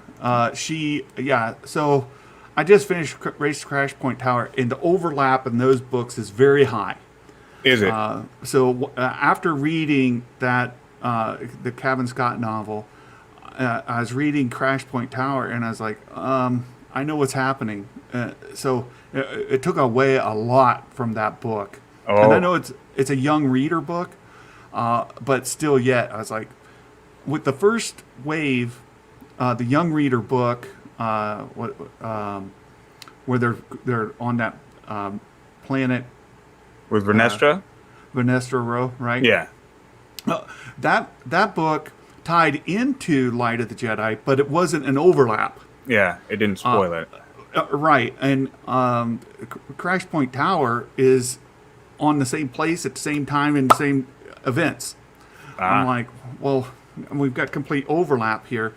Now they do bring some things in. Hey, all Trinity can think of is me and Uncle Eddie's RV. I've got a picture of it. Trinity. I'll have to post it in our Discord. But so that took a lot away from that book for me. The others, though, have been really good, and I would even say that book was decent. And I don't think we've really talked much about the new Thrawn novels. Mm-hmm. What are your thoughts on those Thrawn novels? I'm actually enjoying them. I just finished. I finished Ascendancy, the second, before I got into the Rising Storm, and I'm enjoying them. I mean, it's not. I haven't read anything that has been wow. You know, it isn't wowing me, but I'm enjoying it for what it's adding to the universe. You know what I'm saying? I'm enjoying the background that it's giving into the Chiss Ascendancy. I'm enjoying how it's sort of sculpting Thrawn and giving us more of a background of a young Thrawn, letting us know how he turned out to be who he was. And they could even tie that into Thrawn from Heir to the Empire. I know some may not think so, but as I'm reading it, I'm saying, okay, this is shaping who he is. This was a younger Thrawn, and then even into the Rebels, they're making that connection, and then Heir to the Empire Thrawn is just a wiser Thrawn. Yeah, you know, I'm with you 100%. One of the things that I kind of talked about, and I think Levi and I talked about on our Discord stage one time, and Coop, who's been here, he. Certified Gumbo is his YouTube channel, but we all agree like the universe building that it's doing, that those Thrawn books are doing, make me want a live action series in the Chiss Ascendancy. Yeah, we don't need Jedi, we don't need Force users. You've got everything you need to create a kind of a thriller or like a detective show, because really Thrawn is a Sherlock Holmes kind of figure in that era. You could go out there and you could have Star Wars not in what we know, because that universe is being built so richly in these novels. Absolutely. And I'm just loving the way that that you just see the politics happen within the Chiss world, you know, and how it has even kind of that Game of Thrones-ish kind of, you know, how they have the different houses that are aligned with certain houses, and they're backstabbing one another and vying for power. Like, that's just, it's crazy. And I'm like, this is awesome. I want more. It's definitely, I could see them diving into that. And then even to have the Skywalkers as not Force users like, you know, Jedi or Sith, but still calling on the Force for what they do. I don't want to spoil that for anybody, but right. You know? Right. No, it is fantastic, and I'm with it. And I think Timothy Zahn as a writer has matured. I am blown away at the level of detail. It's like, and we were kind of talk about, it's like the layers of an onion. Like, you can peel off a layer, and there's another layer under that. Yeah. And as you read the books, you can see these layers just stacked one on another. Yeah. And Timothy Zahn has been brilliant in these books. He's doing a great job. Oh, I'm absolutely loving them. So for me, the High Republic books are good, but they're not like Timothy Zahn good. Right? Yeah. Like, and that's just me. I would agree. And the thing is, I'm also I'm enjoying the High Republic novels more than I am the comics. The comics are, I feel like maybe some of these just weren't made for me, and so that's why I've been so behind on my comic reviews, because I haven't been inspired to continue to read them. The novels I am, I continue to read the novels, but for whatever reason, the comics, I'm just kind of like, and I don't want to feel like that. I want to read them. I want to give the reviews for them, but it's taking effort. Right. And right. I don't want it to feel like that. I can understand that. Absolutely. And Lord Vito, thank you so much for the kind words, the super chat, my friend. It means a world to me. The Mr. Rogers of the Star Wars community. I loved Mr. Rogers growing up. I had great enjoyment of that as a kid, and you don't know what a compliment that is to me. Thank you so much, Lord Vito. I appreciate it. But we were talking a little bit earlier how maybe not all Star Wars is for everybody. And what we were just talking about the comics, you're just not engaging. You're like, you want them to. And like Levi is saying, that it's so good. Well, so for some people it is, right? It's like the pinnacle of Star Wars is happening right now. And that's wonderful. It's to me, when you get young people like Levi, college age kids, and sorry about that, Levi, you're an adult. I'm old, okay? So you get college age adults who are engaging in the franchise in a very meaningful way. To me, that's encouraging. Like that's the future of Star Wars right there. Yeah, I wouldn't knock them for it. No, I think it's great, and the same is true with, say, the rest of the High Republic novels or the Bad Batch. I know some people aren't engaged with the Bad Batch. How are you enjoying that? I'm enjoying the Bad Batch. That's even though I am late with my reviews, that's just because of time. That's not because I'm disinterested in them at all. I'm enjoying the Bad Batch. I liked, and I know some people didn't, but I enjoyed even though I love this one. What was it? Deal of the Devil? Devil's Deal. Devil's Deal, right? But before that, where it was strictly Ryloth and everything that was happening on Ryloth, I like that it took that week away from the batch just to dive into what was happening on Ryloth before giving us Devil's Deal, and making that connection once again. And I'm excited to see whether or not this continues on. I don't want to see Crosshair perish in this season, if there is a second season, but I don't want to see his redemption quite yet. I hope that they could carry that into the second season and give us a little bit more growth during these last three or four episodes left now. Yeah, we got four left. So, and it's quite possible that they could bring Kanan back, because somehow they've got to make that connection. I hope they don't overlap Hera, though, but somehow they need to make that connection between the batch, Caleb, possibly, maybe he even sees Hera, doesn't even realize it, because we know he's supposed to first meet Hera in A New Dawn, so they can't actually meet, but they've made that connection that through Omega, through the Bad Batch, they're all intertwined now. Look, I think the Bad Batch is building on the lore. Much of what we've already known was going to happen, like say the clone trooper uprising and the stormtroopers coming in.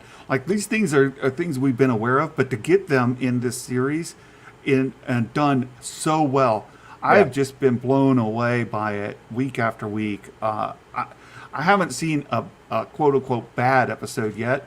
Some I like better than others, for sure. But I haven't seen any real dud yet. Yeah, slower, but not duds. I haven't seen anything that was a right. dud. Yeah. Right. Lord Callous, I can't thank you enough for being here. And again, maybe part of the fandom I'm not part of.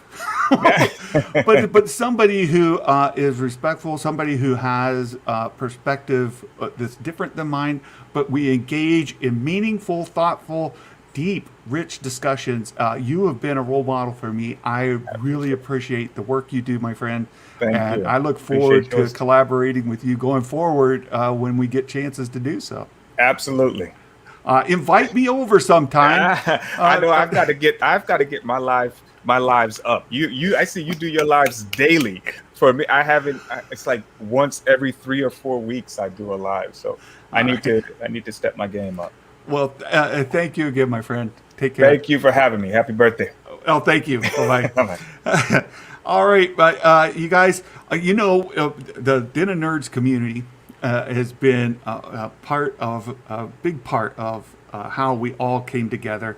And our next guest here, somebody that I've enjoyed the time we've got to spend together. And Fan Jexture has given us Adam has given us a chance to come together before.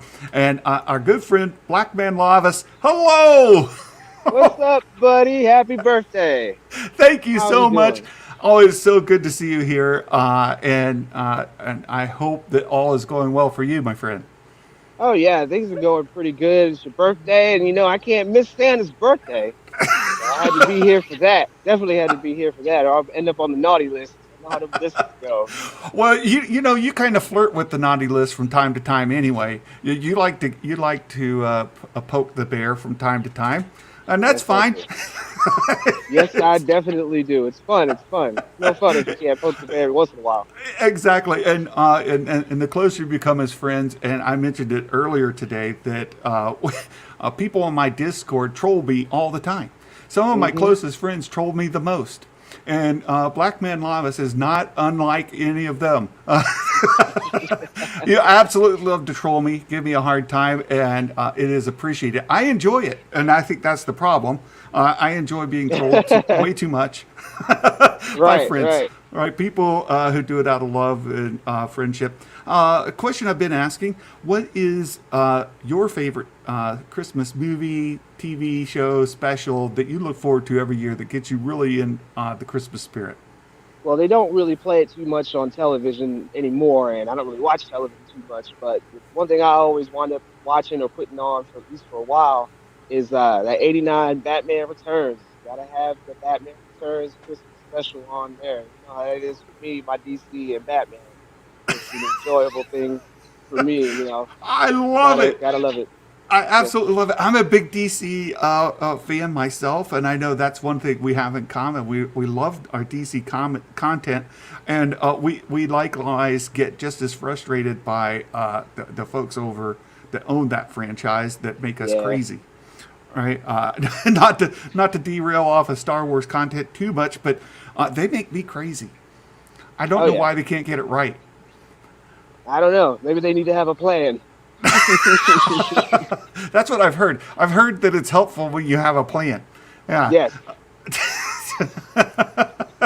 That's great. So Anthony Manzano, I haven't had a chance to address the chat too much, but Anthony says, Lavas, would you guys be excited for a show in the Star Wars universe that follows attorneys working with the Galactic Empire, representing either criminals or regular citizens, politicians? So like a crime procedural. I would probably enjoy that if it was a comedy. I wouldn't want it to be Law and Order-esque or anything like that. It would have to be funny, and it would have to be some of the wildest stuff that maybe they come across in the Empire. I think that would be fun. Adam, Lavas got an invite and I didn't. Well, just saying. Man. I'm just saying, right? Like we were partners on that with Burke the Nerd, right? And I was fortunate enough to have Adam come on when we hit 1,000 subscribers. Adam, absolutely love Adam, and his content is the absolutely best. Perhaps the most underrated YouTube content creator that I know of across the board. So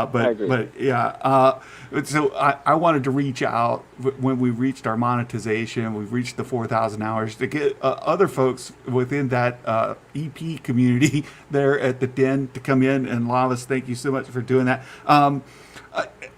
we talked a little bit about Thrawn earlier, and Thrawn is more of a Sherlock Holmes, Sherlock Holmesian kind of figure. I think we could get into something like that, more than like an Law and Order kind of crime procedural. Yeah, that would definitely be something that I think they could get into, and still, kind of make it funny, make him the bad, still keep him as the bad guy, but in a different way. Just overseeing some of the lawyer proceedings and maybe giving them some crazy cases and giving them some things to complain and drop about, but straighten up whenever Thrawn comes back around. Well, crime solving, like that murder mystery kind of thing, or and in this case, it's more of a government kind of conspiracies and uncovering those kind of things. The guy is really, really brilliant in kind of seeing things that are loosely connected. Right. Right. Yeah. Absolutely. So I'd be on board for a Thrawn kind of Sherlock Holmesian cozy story, but not so much for a Law and Order kind of thing. To your point. No. Yeah, like a Sherlock Holmes type of show would also be. I could agree with that one too. Would keep me engaged for sure. I like Sherlock Holmes. So yeah.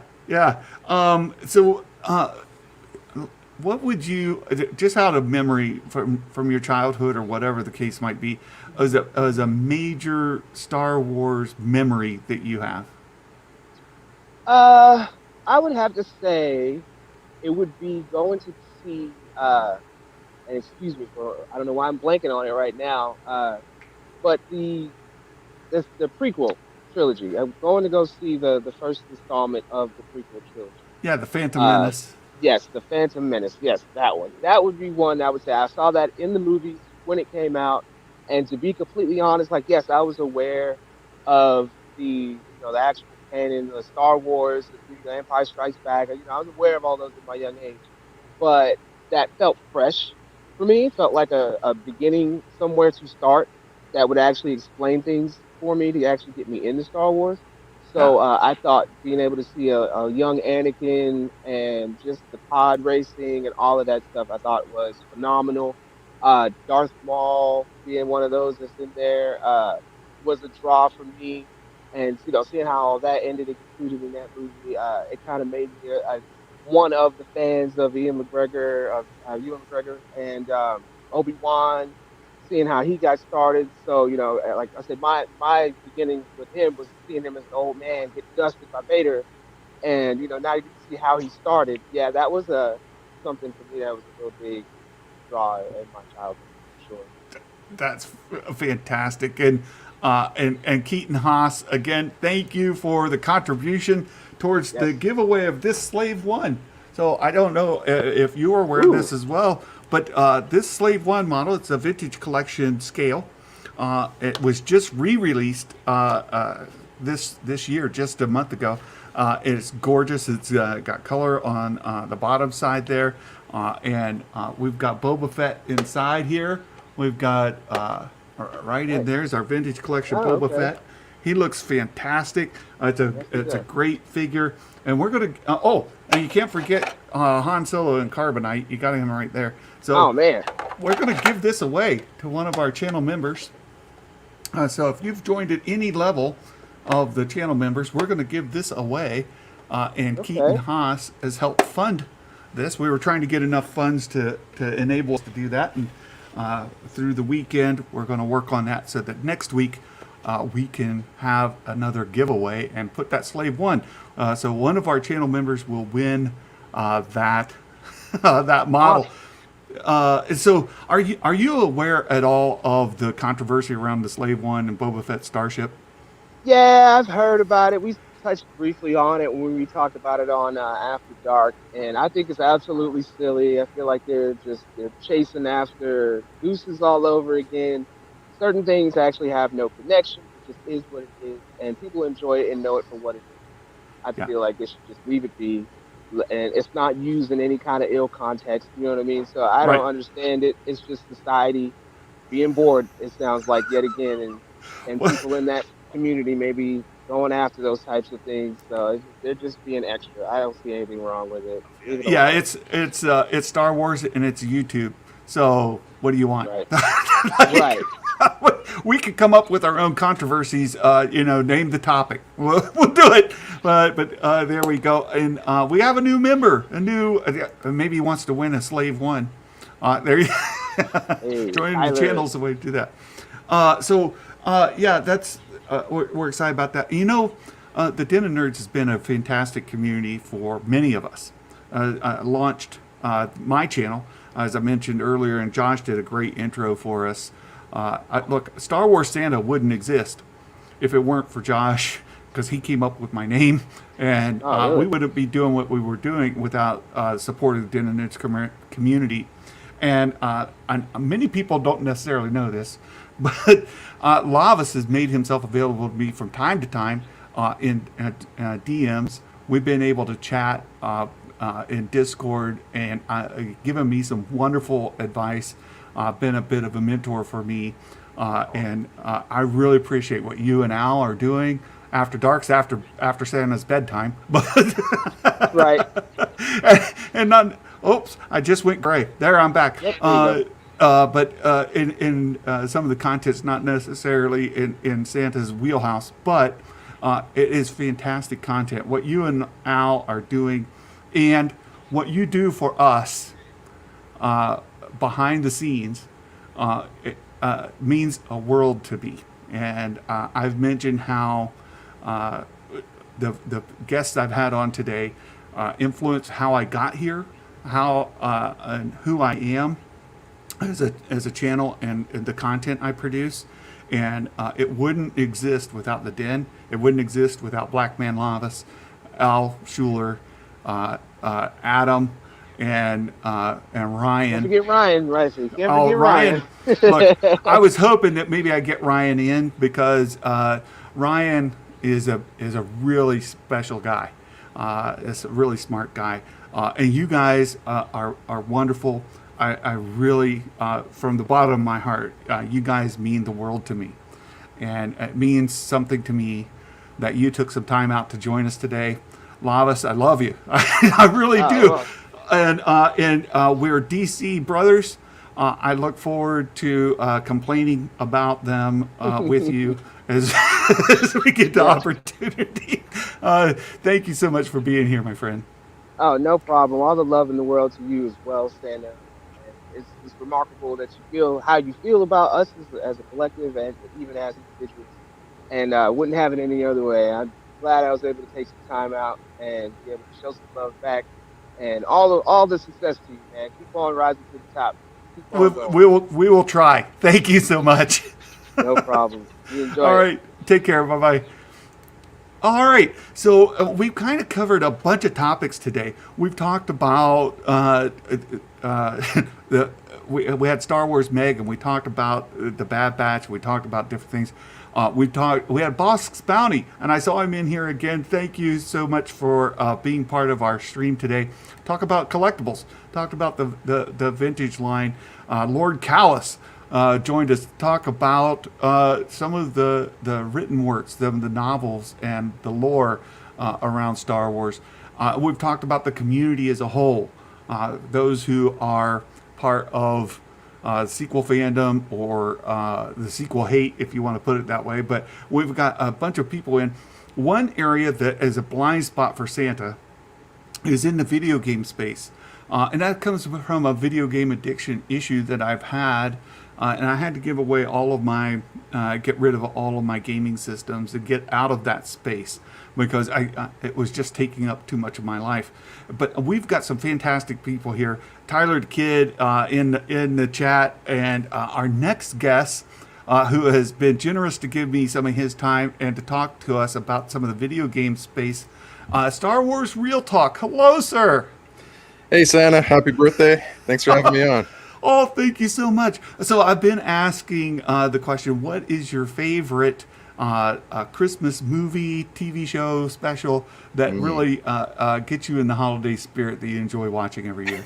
Yeah, we're getting there. Closer every day, right? It's Christmas in July. It's Santa's birthday. Okay. Well, yeah, there we go. I I think Callous mentioned mine as well. I think I would have to say Polar Express. Growing up, it was like we had so many Christmas movies every year, but then they all kind of phased out as we got older, and Polar Express just hung true. That's fantastic. I really do like that book, and part and the show. But part of being a Santa Claus for children every year, we get to read stories to them. Many of them ask us to come into their homes. I go visit them in their house, and we read a story. And Polar Express is very popular. However, I will say, as Santa, it's a long story to read. It's a tough one. We need a shorter version of the Polar Express for Santa. So today was an announcement day from EA. I kind of told you before, if you could help me understand what's going on in the Star Wars video game space and EA's announcement today. I know many fans are disappointed because we didn't get a follow-up to the last game that was released. Yeah, we didn't. I mean, we didn't really get a follow-up to anything. It was just, I know that a lot of people were really disappointed in that tweet. And you're referencing that tweet where they said they're not doing anything this year? Right. It's hard to be anything but disappointed in that, because they're the ones that have been hyping up everything so much. You know, they're the ones that said, hey, we're doubling down on video games. I saw that. I was like, let's go. Like, we don't have to wait 2 years between 3 years. I don't know. Like, when did Fallen Order come out? Years ago already. You know, Yeah. A lot of people expected maybe after a year we'd get a DLC or an expansion, because the game, there weren't that many planets to go on. And that was just it, you know? Yeah. You know, I remember when Fallen Order came out, I think some people were critical of some of the mechanics of the game and things like that, but it is very, very popular. And I think a lot of people really like the main character in that story. And we even noticed in the Bad Batch, some of the writers of the Fallen Order video game were involved in writing a couple of the episodes of the Bad Batch, and it was evident. It was evident that you could see the same sort of markers, right? Like the ropes were the same color.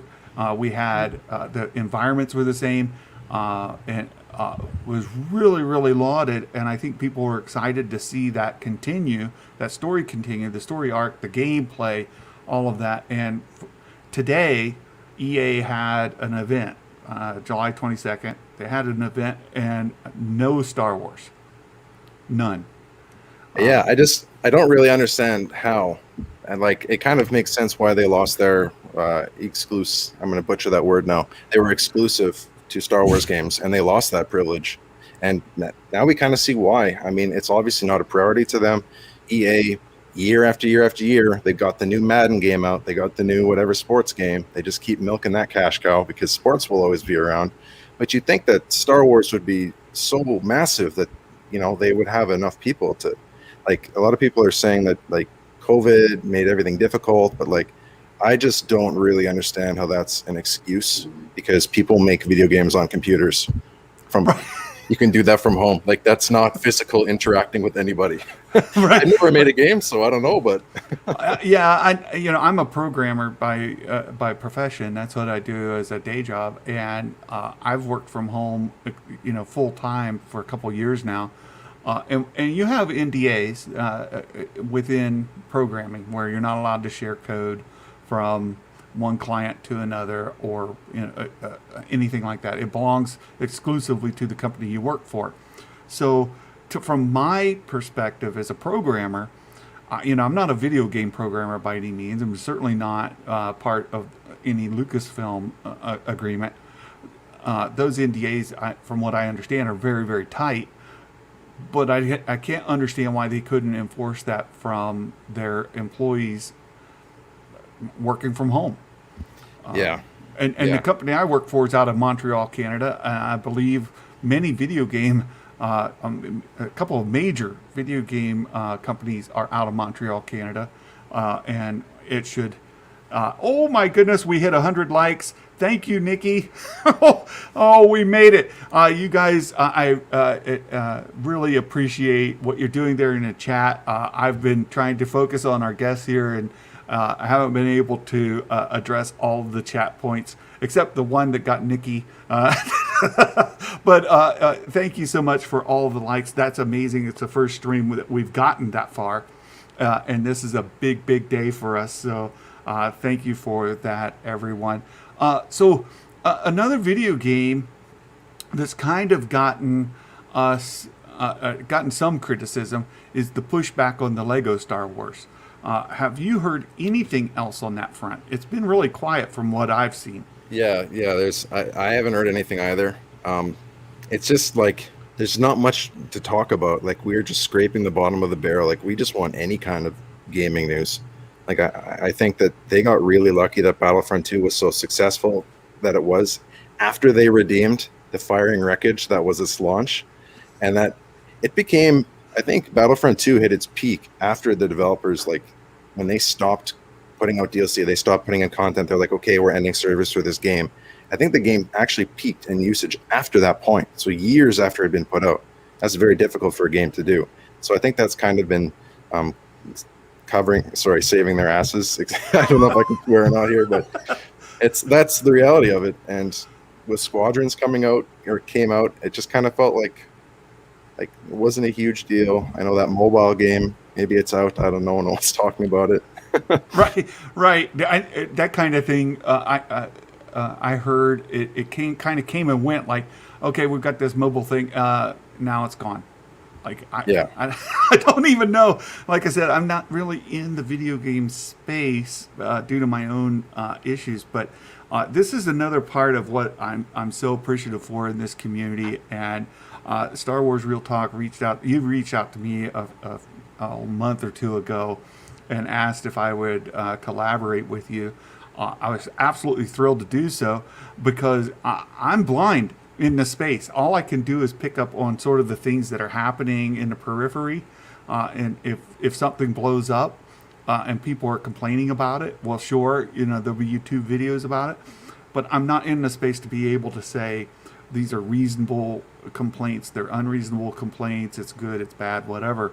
And that's where channels like yours and what you provide, and Tyler the Kid as well, he's been great in kind of helping me out, and so thank you so much for that. It's really important. Hey man, if you only have one or two blind spots, that's pretty good. Thank you for leaving something for the rest of us. Oh, that's hilarious. But no, thank you. And so Lego Star Wars, that is I loved the Lego Star Wars games before I quit playing. Mm-hmm. And I had them on PC version, and I had the Game Boy version. And I loved playing those games, but this is kind of pointed out my addiction issue. I would have to play it until every coin that you could possibly get was gotten. Oh yeah, right. Yeah. And so if there were 10,000 or 100,000, and I was at 99,950, I would keep playing that thing until I got all the way up to 10,000, or 100,000 or whatever the case was, right? And it could be. It became a problem. It became a big problem. But I love Lego Star Wars. I love it. And I don't understand, from my perspective, being outside of it, the prequel and the original trilogy were done. Right? Those have been out for a long time. All we're doing is adding some sequel content. Have they been making Lego Star Wars like for The Force Awakens and The Last Jedi incrementally, or are we don't have any Lego Star Wars in the sequel? They did do one for The Force Awakens, and I was actually very curious. I kind of wanted to pick that one up. I'm not sure if they did anything after that. I've been a little bit out of the Lego Star Wars scene. I will admit. I was very into the first one that came out. I must have played that game that probably the same one you did. Probably played that through the whole thing like 30 times. Like, I don't know. Yeah. But again, like, I don't understand why it's so successful with, the younger generation and with kids, and it gets everybody. You know, like a fully grown adult will play it, a kid will play it. A kid might not play Fallen Order because that's a bit of a tough game. You know, Lego Star Wars really it's a true game that brings everybody together. So, yeah, I'm with you. I'm a little baffled by it, and that's why I wanted to ask somebody who's more in the space. Like, to me, it doesn't make sense. I'm confused. Largely, the assets exist. Lego, as a brand, is extremely popular across all the different franchises: DC, Marvel, Star Wars, you name it, right? Those Lego games are popular across the board. How is it even possible that we're still waiting? And I mean, Rise of Skywalker's been out for a hot minute. What's the issue? oh, was I muted there? It doesn't even seem like it's just Lego Star Wars. It just seems like all Star Wars games are having this issue. It just everything's delayed. Like I think Fallen Order got pushed ahead like a year already. Like everything is delayed, and from what we do know about games coming out, it's very little. So it's like we know very little about a small amount of games that are coming out, hopefully sometime. So par for the course for Lucasfilm as far as probably that goes, because it's the same with Mando 3 or any of these things. Like, and it took us till just like a week ago before we got Visions stuff, and like Visions is going to release in September, and we hadn't even heard an update on it. So maybe it's that Lucasfilm just is buying into no news and speculation is keeping them alive, and speculation's filling the void. But it's super frustrating for people who are dying for content, right? Santa wants a vintage collection blurg in a bad way. And I can't get any news on it. And people who are in the video game space want new content in a bad way, and you can't even get any news on it. So I understand the frustration. It's just if EA can guaranteed put out like sports games every year, it's just like they're still putting out games. It's not like their whole production's on hold. You know, they are making stuff. It's just their effort is not in Star Wars, and the question is why. You know, like we have Ubisoft, the open world game, still, but I don't know if we have much information on that yet. I'm very excited about it, but just be really nice to get something concrete at some point. Yeah. I agree. Well, look, I appreciate you coming in to talk about this. And I appreciate you reaching out to me to form this partnership that we have. We have an agreement between the two of us, a gentleman's agreement, to collaborate in this space. And I couldn't do it without people like you and Tyler the Kid, who have been absolutely wonderful, reaching out to me and being good friends to me. So thank you from the bottom of my heart. You have been super meaningful to this channel and our channel's success going forward. Because we talked about how I got here, how I am who I am, and where we're headed. And the future of this channel is absolutely integrated with Star Wars Real Talk. So thank you so much for that. That's really kind, man. You're a big part of my channel too. I'm really glad that we formed this relationship. I'm really looking forward to what the future is gonna hold, because I feel like we're just getting started, man. Oh, me too. So thank you, everybody, and have a fantastic day, Star Wars Real Talk. Thanks for being here. All right. Okay. Hey, I've had a time of my life today. It's been a wonderful birthday for Santa. We've gone on now for 2 hours. We've had some just tremendous guests as part. And many of you are still here in our chat. I see Lord Callous TV still engaging with people in the chat. We had Bossk Bounty in the chat for a good while afterwards. I even saw Star Wars Meg gave us a super chat. It's been the time of my life. This has been wonderful, and you guys, if you got to know me through Star Wars Theory, you know that my childhood was not one where I was embraced with lots of friends. It's something that I was challenged with, and I went through some difficult times. And I am 54 years old today. So many of you have asked, I'm 54 years old today. In my 40s, I went through a very, very deep depression and struggled a lot with my emotional stability.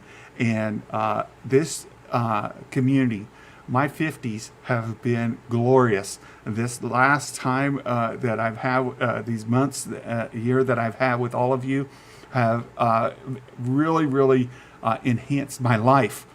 More than just having fun, it's enhanced my life. What I'm able to do here, it brings me such joy to be able to share with you my passion for Star Wars, my enjoyment for it, and all the support that you have given me and this community has given me is more than a little boy who was taken out in the woods and beat up and left bloodied and alone could ever have imagined he would have had. You guys are super, super special. So thank you so much. I can't wait to have our live stream in the morning, our live watch party. We'll do that at 7:30 a.m. And you guys, if you haven't put in your predictions for the Bad Batch episode, you should go out and do that. You should go out and do it, because tomorrow morning we'll do our live watch party at 7:30. We'll look at our predictions. We'll see if people make it onto the Wall of Fame. And it's so good.